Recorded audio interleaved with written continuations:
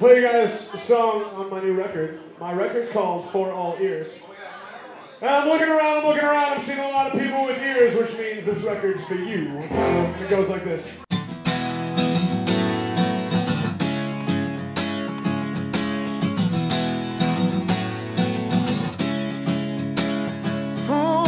Toast of the town, but you can't stay out of your own way.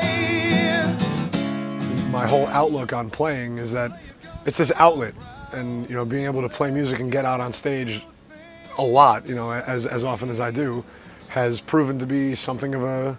It's therapeutic, but it's also just the thing that I enjoy most in the world, and basically my days in life is structured around getting to the gig and making sure that there are gigs to play. So the situation is this. I'm looking around, I don't see a jukebox in the place, which means if you have any ideas, any tunes that you want to hear, literally by anybody except the Eagles or Steve Miller, I am here. I've been gigging around 250, 300 nights a year for the last 5 years, myself and with The Turn, my band with Pat. I met Brian when we were in elementary school. We played Smells Like Teen Spirit on the 5th grade talent show. We were friends first, and then, you know, we both share this endless love for music. His hair is really nice. There's this tendency for people to call guys who play covers or take requests jukeboxes, but I would say that we are really more music boxes, because people shout out their requests and we vet them to try and get to something that... We have a filter. Jukeboxes do not have filters. Yeah. Nothing by the Eagles, nothing by Steve Miller, apart from that, whatever you guys got in your little imagination quivers. No Sweet Caroline either. Yeah, no Jimmy Buffett. Yeah, don't ask for that. That's it. Yeah, that's it. Music boxes, they're playing it in the way that it sounds to them. So you feed it through the Brian Ripp's Patrick McDermott filter, and it comes out on the other end. And that is really the main idea of what we do, whether we're playing our own songs or songs that are written by other people. There's a lot of going with the flow that comes with gigging, especially around New York and the surrounding areas on a nightly basis. You know, you deal with traffic, you deal with your car getting broken into and robbed. 209 gigs this year and another probably 1,000 in New York City without any difficulty. We just paid for it last night. My brother jokes and calls us middle-class musicians, and that's a very interesting way to see it. I've played an active role in helping them to book and secure gigs. I'm really just here to help them manage the day-to-day. As satisfying and gratifying as it is a bit of a grind. We have these gigs 5 nights a week, sometimes 6, and we know that we're going to venue A, B, C, or D, whatever. We're gonna find the space, we're gonna set up our gear, we're gonna plug it in, we're gonna rock out. And that's how it goes. That's what's gonna happen tonight, and that's what happens pretty much every night. It's very interesting to hear that there are some people who are involved in a lifestyle more like this one, you know, a late night, irregularly hourly schedule, to whom the convention and structure of a 9-to-5 really appeals, because I like this. Yeah, I certainly don't begrudge anybody their 9 to 5. I just would never do it myself. Well, it is a lot of fun. It's the greatest thing in the world, but the biggest misconception is that it's all fun and games and that it's an easy thing to do. Where do these gigs come from, you know what I mean? Like, they need to be booked, they need to be followed up on, you need to get there. Knowing as many songs as we do, we've spent years. Years. Like, a lifetime. Lifetime, pretty much. It's a lifetime commitment. There is a real ethic that needs to be applied, and my favorite thing in A League of Their Own, I'm serious, I'm dead serious. Tom Hanks and Gina Davis get into this big thing, and she was like, it just got too hard. And he looks at her and he was like, it's the hard that makes it great. If it was easy, everybody would do it. So I think that's a good saying. Right? Yeah. So I like that. Maybe I'll sleep when I'm dead. Not in the eye of your needle. You know, growing up, it was just a very musical environment. The favorite story to tell among my family is how my dad would put headphones on my mom's stomach while she was pregnant with me. And then for my whole childhood, I would hang out with my dad while he was playing records, actual records, like, you know, dropping the needle. I dabbled with instruments. You know, I played the cello in school, I played the trumpet very briefly, I played the drums very briefly, and it really didn't crystallize entirely until after my mom died. My mom got cancer when I was 6, and then The summer after 5th grade, she got really, really sick. Ended up in the hospital and never came home. And that was, so she died of breast cancer in February of 1997. And after which point I was just like absolutely grasping at straws to try and find something to keep me grounded. And I saw a commercial for BB King's, which is actually only a couple of blocks from where we are right now. A very cheesy mid-90s commercial, but it was of the house band, you know, rocking out, and this dude in a suit playing a red Stratocaster. 2 in the morning, I'm just kind of laying up, and I see this, and I jumped out of bed, ran down the hall, banged on the door, told my dad I just needed to get a guitar, and he was half asleep, and he was like, "Whoa, yeah, I'll get you a guitar." So the next day, I made him keep his promise, and we went, and he got me a guitar, and it was kind of a love at first sight kind of thing. You know, I got the guitar in my hands, and I felt like there was a lot of purpose to pressing on, to moving forward, and to taking what was a truly horrible, horrible experience and trying to make the most positive come from it. Making music and being a musician, and, you know, looking forward and not looking back is what kind of allows me to have really positive and fond memories of the time that I was, you know, sort of gifted with my mom, but not to focus too heavily on the fact that she was sick and that it was a long battle. So that's where I started playing guitar, and that's what I really attribute this part of my life to, having had a guitar in my hands and having this opportunity to just really get everything that was inside out. So I finished a record recently. Woo! The record is called For All Ears, and that was something that came about sort of in the process of recording it. I look at myself as a guy with a guitar with songs to sing and stories to tell. I feel like this is definitely his most realized and mature work yet. He's been working diligently, tirelessly to develop a voice, you know, in both the literal and figurative senses. And I think these songs on this record really capture a very elemental part of him, as well as any of the music that he's released up to this point. Whether or not the record is truly thematic in the sense of a dark side of the moon, which it is absolutely not. There's really a lot of tangible stuff that you can grab onto. And at the end of all of it, I really just kind of felt like I had 8 songs that were very indicative and very representative of the kind of songwriter I am. I'm gonna demo this song, I Wanna Make Your Heart Stop. It's just been kicking around now for a couple years. I actually wrote it, like for real, like the riff part, the night before I moved out of the house I grew up in. That's pretty cool. I wanna make your heart stop. The thing about songwriting is that, you know, while there is like a huge amount of discipline that really needs to be applied to it, you need to have it in your head that, you know, you're always writing. You know, I would say at a given time I'm working on 4, 5, 6, 7 different ideas, and then the things that really just stand out and stick out to you while you're writing, you know, get the guitar and make sure that all the parts fit and work on them until they are complete thoughts. It's a form of self-expression that you can really run with, because there is no one way to do it, and everybody writes in a different way.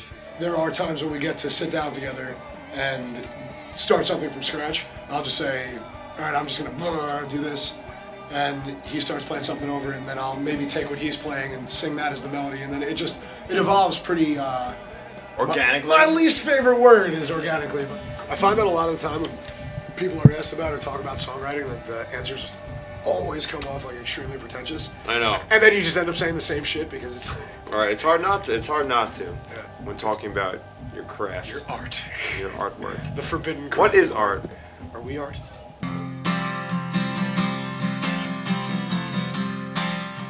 We've been coming here roughly every day for the last like 5 years or so. It turns out it's an excellent place with an unbelievable number of wonderfully lovely people who make it easy to be in an environment where we can do work but also socialize, and there's just a lot of friendly faces around.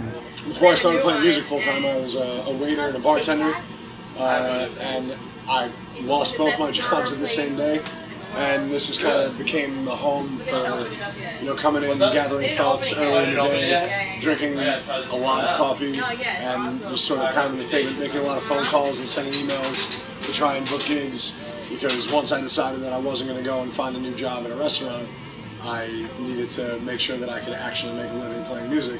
So this is sort of the home office. Anniversary party at 8 p.m. on January. It's not big enough. Yeah, not big enough. So these are actually open. Alex and I booked Friday the 25th.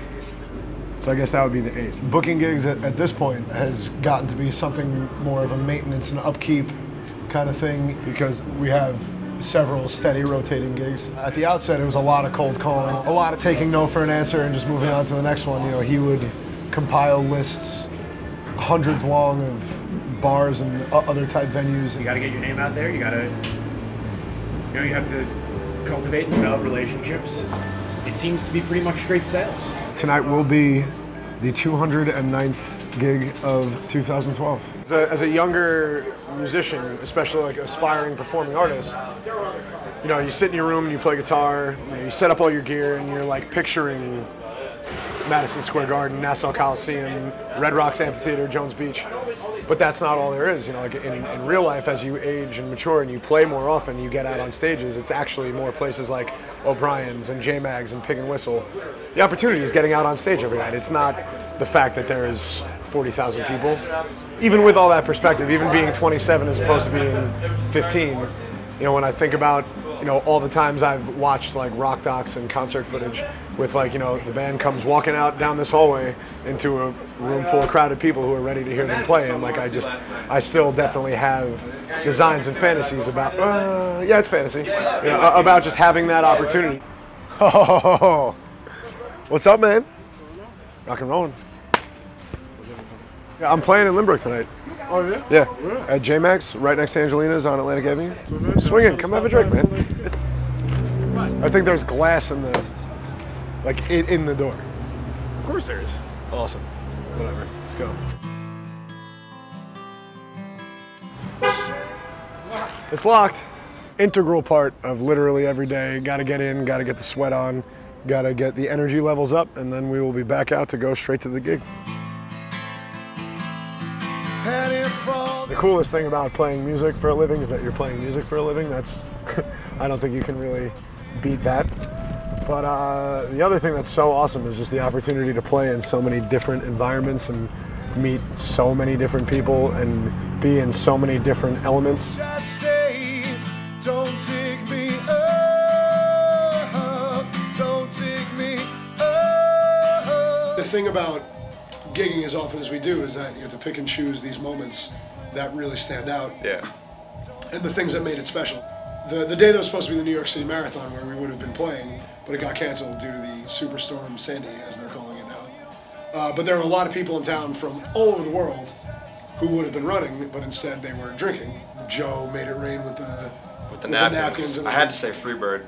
Yep, somebody had to shout Freebird. We closed the night out with Hey Jude, and I don't think I've ever heard anywhere quite as loud. We played We Are the Champions, I think that was at the Pig on 36th, right? Oh, because the kids were dressed as the Mighty Ducks. Yes. The place Thanks, was Joe. an utter ruckus. Remember some guy proposed to his girlfriend Yes. while we were playing? Yes, I do. I don't remember what song we were playing, but it wasn't romantic. It wasn't romantic, and I believe what happened was she went up to the bar to order a drink, and he like snuck up Followed behind her. I think we might have been playing Closer by 9 Inch Nails. Of all the things that we could have been playing, like couldn't he have dreamed up a different Or scenario? asked us to play something. Yeah, and which people do. Yeah.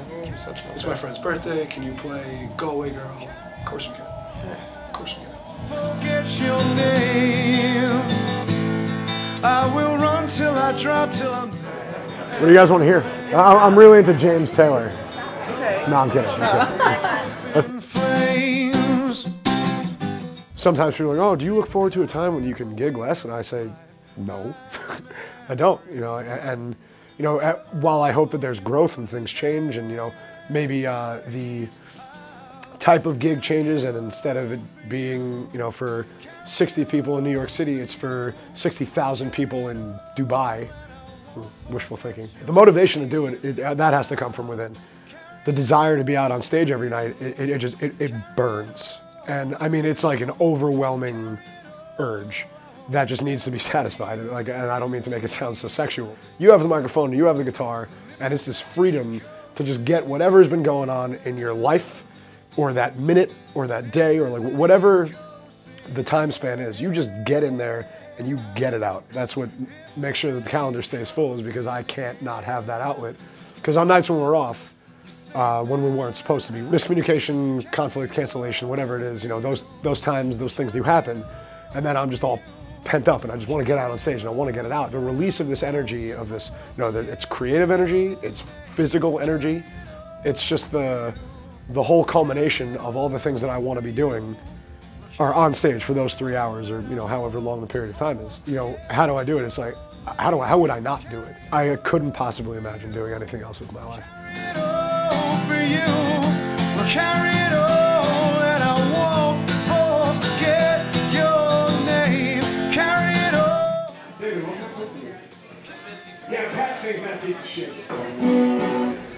Yeah, very nice. Yeah, scroll. You guys do that again? Of course, I will hug Ricky as many times as you want. What's up, brother? Drink heavily, tip generously. If you have any songs you want to hear, we'll discuss that in just a moment.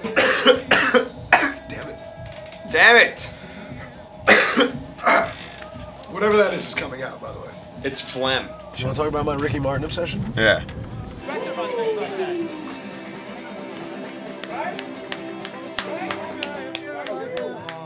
No reasons. Now I know you have heard this before.